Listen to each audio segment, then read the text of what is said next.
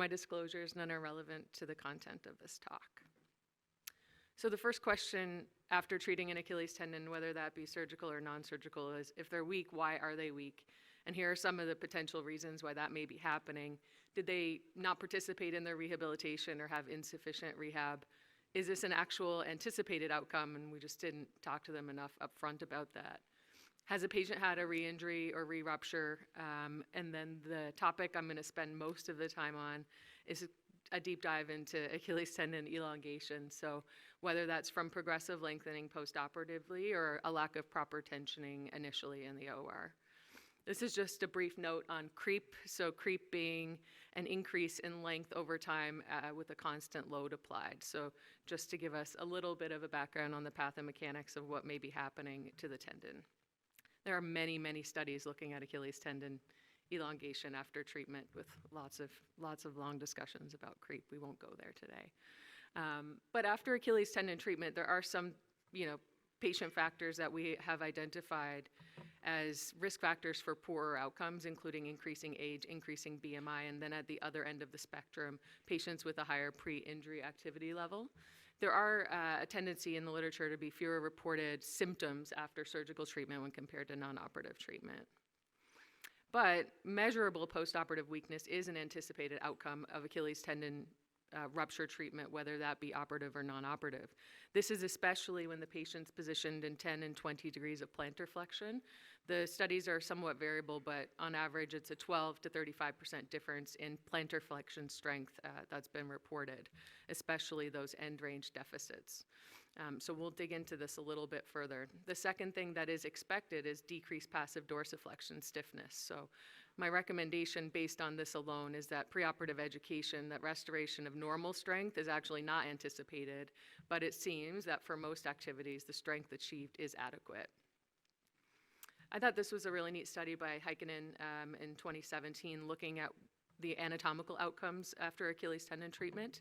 And on average, it's really important to know that the Achilles does tend to be about 12 millimeters longer after rupture and treatment compared to pre-injury. And so the clinical outcome of Achilles tendon treatment is related to that magnitude of elongation. This study looked at side-to-side difference of the muscle cross-sectional area after treatment, and there is a difference. The gastroc and soleus cross-sectional area was about 10 to 13% smaller, while FHL may be trying to help compensate with about 5% hypertrophy compared to the non-injured side. And the important thing to know, I'm not here to debate non-operative or operative Achilles tendon treatment, no interest in going there, but elongation of the Achilles tendon does occur regardless of treatment type and regardless of rehab protocol. There have been many studies looking at different early weight bearing, different variations on the protocol, but elongation still happens. And so I mentioned that the previous anatomical study noted about 12 millimeters of elongation. There's some variation in the reports, but 5 to 11 millimeters of that elongation seems to occur in the early 6 to 7 weeks, but it's been established that the Achilles tendon can continue to elongate up to 6 months after treatment. And this one study that looked at that very specifically, about half of the total elongation occurred in the first 3 months. There's several studies that noted there might be slight shortening beyond 6 months up until a year. But again, these rates of elongation and timelines of elongation were not associated with a particular rehab program. And so why does it happen?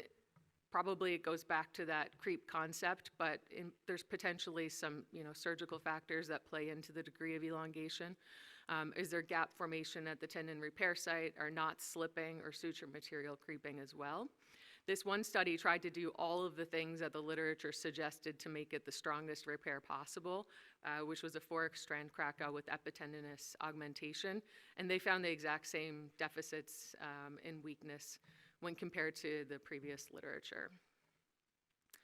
This is a summary of the technique recommendations that are out there, suggesting ways to reduce this postoperative weakness, freeing adhesions, using large caliber non-absorbable sutures, knots away from the rupture site, epitendinous sutures, but this elongation still seems to occur.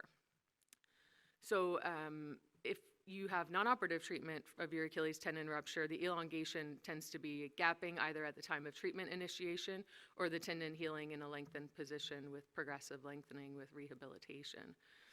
And then there's been many studies looking at how you measure how long the Achilles tendon is. So is there increased passive ankle dorsiflexion clinically? Is there an absence of resting plantar flexion?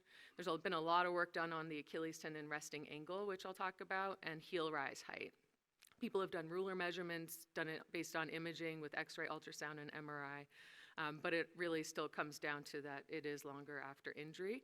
Interestingly, if you want to correlate dorsiflexion, passive dorsiflexion, to the amount of lengthening, passive dorsiflexion increases by about 12 degrees for each centimeter increase in length of the Achilles tendon. And this is that measurement I referred to as the Achilles tendon resting angle, is by far the most commonly used metric in the literature to look at Achilles tendon length.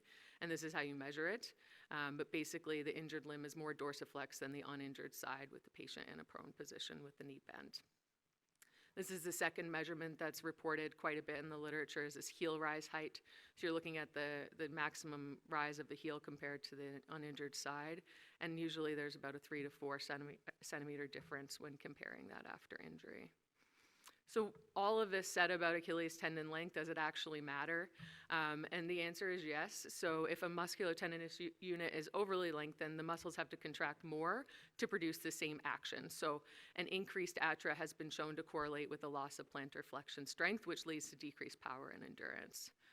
And clinical measurements of tendon elongation actually correlate with patient-reported outcomes. So postoperative Achilles elongation leads to poorer plantar flexion strength. So I would say the recommendation after all of that said is anticipated lengthening and the tension of the repair. And then there are folks who are advocating to repair the Achilles tendon as tight as possible in anticipation of that expected lengthening. There's non-surgical treatment of elongation, of course. We always should exhaust this, especially if the main problem is that the patient didn't do the rehab to begin with. So the goal is to strengthen primary and secondary plantar flexor muscles and proprioception training. And then operative shortening is really the treatment that's described for this problem. So there have been a couple small studies looking at operative shortening of the Achilles tendon, which show decreased gait disturbances and improved activity participation. But there is persistent measurable plantar flexion weakness, even despite shortening the Achilles tendon. The nice thing is, if you're doing a shortening procedure, it's less frequent that you need augmentation in treatment of these. So several techniques described. End-to-end repairs is described. I'll show you a couple pictures of that. Z shortening. Mini open and percutaneous was described in one study I found, and then augmentation only if required. So end-to-end shortening was really described for untreated Achilles tendon ruptures, but this is where they incorporated the fibrous scar tissue in the repair of the Achilles tendon. And Mafuli et al. Looked at Z shortening or Z shortening, depending where you come from, tenotomy, which increases the healing surface of the Achilles tendon. And for this technique, they had the ankle in full plantar flexion, resected the opposing strands, and completed the repair. They had decreased peak torque still, despite all these efforts to restore strength, but it was not interfering with the patient's activities. Just to clue up, because we're short on time, augmentation, most people in this room know lots about all the augmentation techniques, but basically if in removal of the prior repair material, there's not enough Achilles tendon tissue for a strong repair, you may need to follow your algorithms for a tendon gap. Very brief note on re-ruptures is not the focus of the talk, but in re-ruptures, there's a slightly favored to be reduced rate with surgical treatment. There's reduced rates with functional rehab programs. And more often, a re-rupture is treated operatively than non-operatively, with advanced imaging typically being recommended. And the treatment of re-ruptures really just goes down your treatment of an Achilles tendon gap algorithm with augmentation as required. There's a nice algorithm by Burlett and colleagues about re-ruptures, and then I made up my own for Achilles weakness post-rupture. It's a little more simple because there's not a lot of operative treatments listed there. Thank you very much.